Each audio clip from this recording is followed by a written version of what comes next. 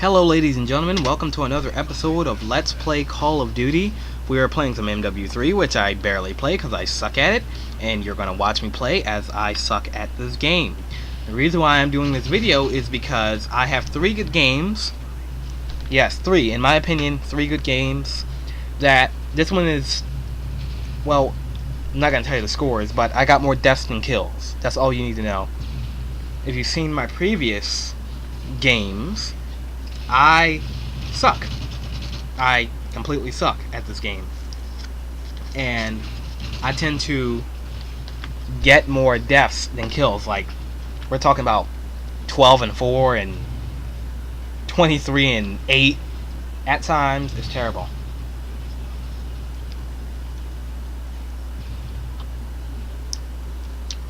But I've been playing a lot of Black Ops, like I do. But I haven't been knifing, because I like using the ballistic knives. They're very good weapons when they want to be. But ever since Activision or Treyarch or whoever makes these games took away the knifing from MW2, Black Ops has been such a task to play with knives. You can literally come up to a person and stab them and still miss. Yeah, they're moving, but if you play Black Ops and you knife somebody, he'll make the motion as if he stabbed the person, but nothing happens. And you don't know how much that pisses me off. It pisses me off to a whole nother level. So I said, you know what? Let's start playing with some more automatics. On Black Ops, I used the FAMAS and the RPG as my first class. My second class is my favorite class, the one with the knives and the commando. Because the knives are so effective. If you're fast, the knives make you faster. That's what I like. And that's why the knives are bad weapons, but then they're good weapons. Because they make you run faster, you react faster, and you have less of a gap of time before you can, before you can start stabbing again. Like if you use your knife, I know I'm rambling here, but if you use an automatic and you just use the knife that you have on you, you knife and then it gives you that 1 second that you can't knife until that second is over. The ballistic knives, you got like a half a second, which I would say when there's a lot of people around, it gives you that opportunity to kill some noobs. Now I'm not going to go through all of these games, and I may fast forward just a little bit, just so you can actually get the idea of my killings. So maybe I'll just fast forward here.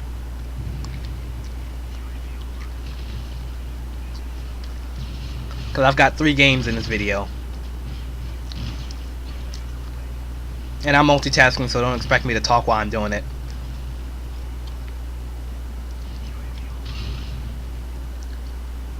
But you just get the idea. I'm looking down my sights at every corner. That usually never works for me. And I run around. This is why I'm fast forwarding. I run around for about a solid 2 minutes before I can even find anybody. And you see the little mic thing up here at the top corner of the screen. And then I'll say, and it happens every time, I'll complain and say, oh crap, I've been running around for 2 minutes and I haven't killed anybody yet. I can't find anybody. Then somebody kills me. That's the only way I can kill somebody, or somebody kills me. But it's usually I get killed. And now we're, back in the action here. And pow. I wonder if I get the last kill on this one. I'm not sure. I think I do. Maybe that's the next one I'm gonna play.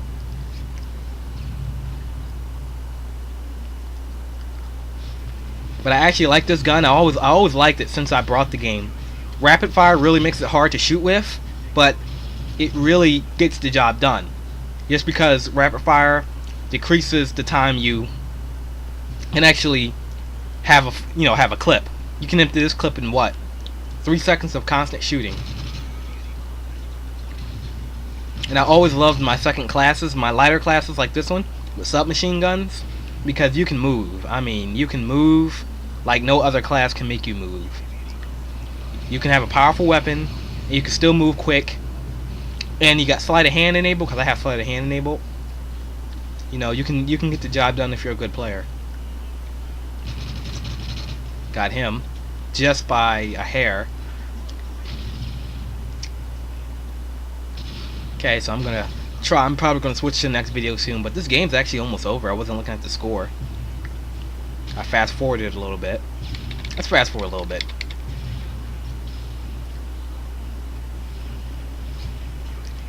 And as you can see, this is one busy corner right here. There we go. I get the last kill. We're gonna watch that kill cam just for the hell of it, because I got the last kill. And watch me put the message up on their yeah, good work me. Yeah, good work. Look at the kills. I never do that good. Okay, we are here at Resistance, one of my favorite maps. Bootleg is a map I never liked, but I did good on it. That was a 10-7 game. So if you're running, I was 10-7. Okay, so let's start this game. And as you see, I start off with the ACR, one of my favorite weapons, but I still think it's a very hard weapon to shoot with if you don't have a steady hand, because it never helps you with that. The SCAR does. The ACR is a steady hand weapon. It's a very good weapon to camp with. Very good weapon. I mean, if you're standing still and the enemy's standing still, yeah, you can get some work done. Like right there, I was going slow and he was stationary. Easy kill. And I didn't see this guy coming from this corner, but should have heard my reaction, because I was quad pumped once I got those kills from the previous game, so I was ready to get some more kills. Now, as you see, it's a little hard to shoot with, and if you're a noob at using the weapon, then yeah, you're going to be missing. And I've been playing with this weapon for some months now, and it's a lot more different than using on MW2. It's a lot more different because on MW2 it has a higher fire rate. On here it does not. In MW2 and MW3 on my computer runs at 91 frames per second. You know, Black Ops was the game that was giving me problems, but I actually it's working now. It just magically started working. I tweaked the settings a little bit and it just started working. Frame rate started getting up there. Yeah, but my secondary in this game is the Scar L. And get this guy right here. See, he was stationary. Although I got shot, he was stationary. He was an easy target. So if you got the ACR and you're trying to figure out why can I not get a good, score? Why am I dying so much with the ACR? That's because the ACR is a really good weapon for camping. It's a camper's gun. I think it's a camper's gun. Now you can say otherwise. Don't curse me out because you guys live on Call of Duty and and I'm gonna come around and kill this guy. Oh, knife. Nice. Sometimes the knifing on here works, sometimes it doesn't. Oh, I almost had this guy. But if I wasn't already hurt, then, I would have got him. But anyway, don't, kill me about the ACR not being a... That's just my opinion. You guys are Call of Duty enthusiasts. And, of course, you know your guns much better than I do, because you probably own an ACR. The only thing I own close to an ACR is absolutely nothing. There's nothing I can have that is nowhere near an ACR. But you probably know more about weapons than I do. But I was thinking about switching. Oh, double kill, sweet, yeah. I was thinking about switching between my Scar H and my Scar. My Scar L and my ACR. But I thought, you know what, I'm gonna try to keep it. Keep playing with the ACR. Because I keep switching weapons, I'll get accustomed to one weapon, then I'll suck with the other weapon, and then this just happens in game. Not permanently. It just, I'm playing in game, and then I use one weapon, I get used to how that weapon feels, and then I use the other one, then I suck at it. So I'm not your average Call of Duty player. I'd still say I play like a noob because I suck. Now I didn't see this guy in this window right here. There's a guy shooting me right here in this window. I did not see him until, yeah, there we go. I did not see him, but I'm in this corner and he's still getting me, so the bullets must be ricocheting. So if you guys are playing this game, you're in the corner and somebody's just shooting, and they're shooting kind of where you are, the bullets ricochet on this game. They really, PC gaming has really come a long way.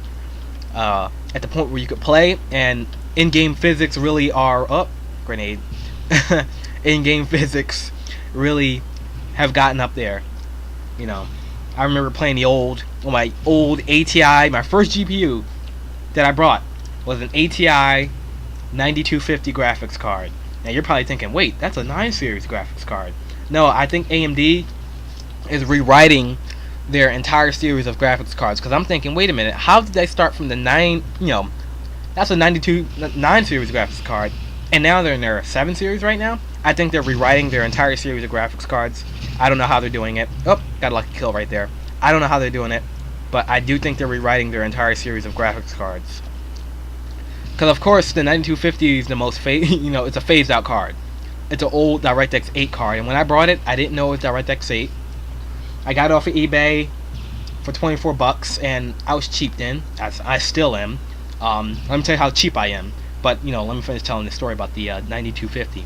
Brought it off of eBay for 24 bucks for Japan, because 26 bucks was too much for me. Because I saw an Nvidia GeForce card, and it was like 26 or 20 or 30 bucks. I didn't have it in my pocket at the time. And I wasn't the guy who would always, only time I would borrow money from my parents at the time is when I would need something important. Now, if I asked them, hey mom, can I have so-and-so money for a graphics card? A what? And then I know the conversation's over there. I'm not getting a graphics card. But when I got it, I installed it. I started having problems right off the bat. It was on in a Dell Dimension 2350, and I heard that Dells are hard to actually put components in the work successfully, because Dell boards are so hard coded to work with specific electronics. And there's a guy in this corner. But every time I would apply settings to the graphics card, it would restart my computer, and I think it was a power supply problem. I'm pretty sure it was. It was only a 200 watt power supply. I'm sure that card only required very little, but then again, they don't put high quality power supplies in those old computers. But then again, that power supply ran for 8 years with no problems. I'm talking about 8 years in a hot and dusty room. My aunt's room is on the 3rd floor, and it's been up there since 2003, and her room is dusty for some reason, but that's probably because it's always hot up there in the summer. And the computer had never been cleaned out. When I actually took it to my old computer tutor to get it cleaned out, it was pretty dusty. But back to the graphics card. It was an old DirectX 8 graphics card. I thought it played DirectX 9 games. I didn't know what I was searching for, but that card led me to where I am today. But as you see, I built my own computer. That's how I'm recording this gameplay, and this computer has served me well. 14-7, I think I did pretty good. Don't you think? Now, I am rambling a bit, but I am trying to fill in the time. I'm trying to do better commentary. So, let's go into the next and last game.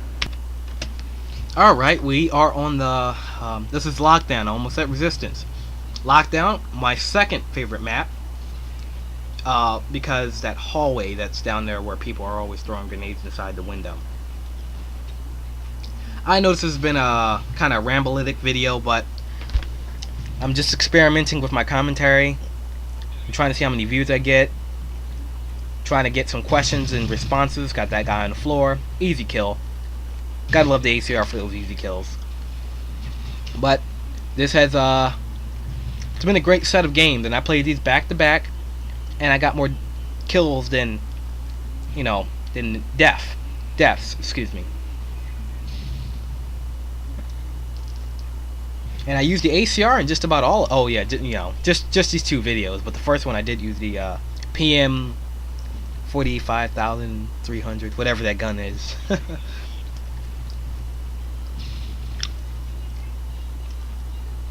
Now, people are probably asking and thinking, why do you put up these videos? Well, I do have subscribers that like Joey Blaze, and I think he's the only person on my channel who plays, ooh, got him, who does Call of Duty videos. Now, excuse me, not subscribers, subscriptions. He's not subscribed to me, I'm sure, but I'm subscribed to him. And I usually share some of my good videos with him, and I don't know if he watches them or not, but I don't know. I always like to get suggestions on my videos. I always like to get comments on my videos. I don't care how bad they are. And now if I know they're like the video itself is bad, the video quality and editing is bad, I won't put it up for you guys to bash me, because that's gonna hurt. They're gonna say shitty computers, shitty editing, this, that, and the other. They're just gonna curse. You know, you see the bad comments on YouTube.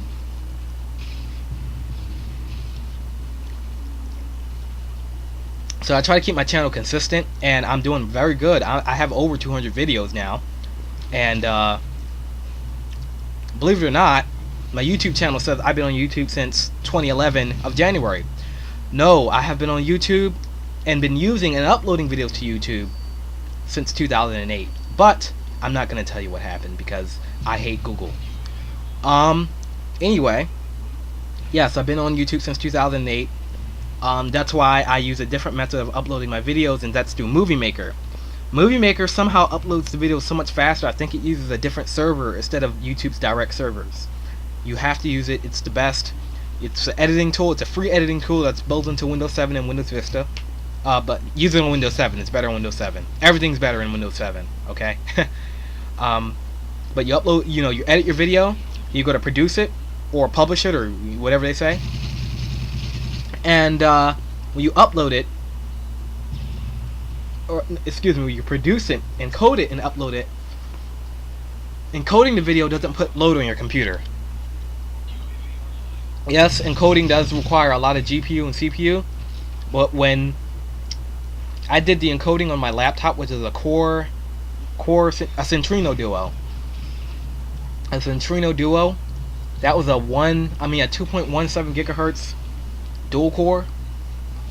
I encoded not 720p videos because they would take forever, but even when I did, my computer never slowed down dramatically. I was able to browse the web, watch videos, watch movies, do downloads, do multitasking, as long as I had the RAM, and it would be fine.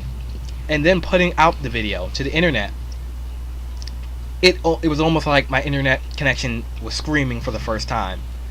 And I get, according to my computer's network monitor, about 400k to 500k upload.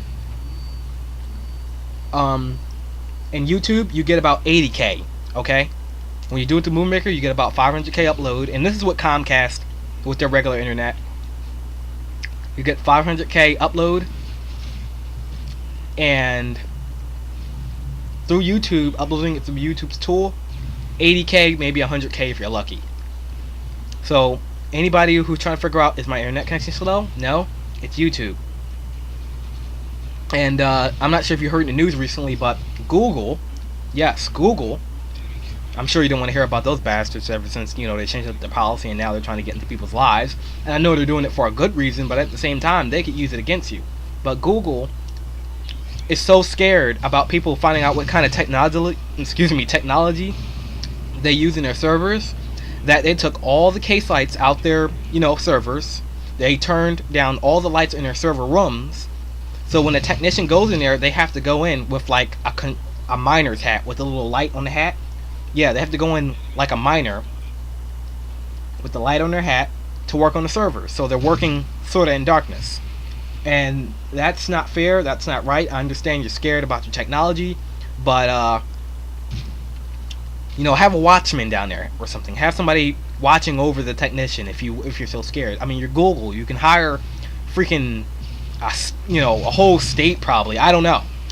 But, you know, don't turn off all your lights and make it hard for people to work on your servers. That's really I would say slave-like. Like, I'm not sure if that was an actual picture I saw earlier, but I heard it on I think what was it? Tiger Direct or some news thing I saw on YouTube. So one of the people I'm subscribed to, it might have been Tiger Direct, but I was kind of mad when I heard that. I said that is very wrong, and it almost makes me think, once I start doing my career, you know, what to watch out for once I start my career, start working on, you know, computers and actually start a job. So yeah. So this episode of Call of Duty, of Let's Play Call of Duty, is just about over. Thanks for watching, guys. I've actually enjoyed playing these 3 games. I've enjoyed doing commentary on this video. If you have any questions about this video, any comments, leave them below. I don't have a website like Eric the Car Guy, but this has been another episode of Let's Play Call of Duty. Stay tuned for any of my Stay tuned for any of my upcoming videos and unboxings, which will be coming up. There are plenty of unboxings coming up. And there we go. 10 and 7. So, yeah.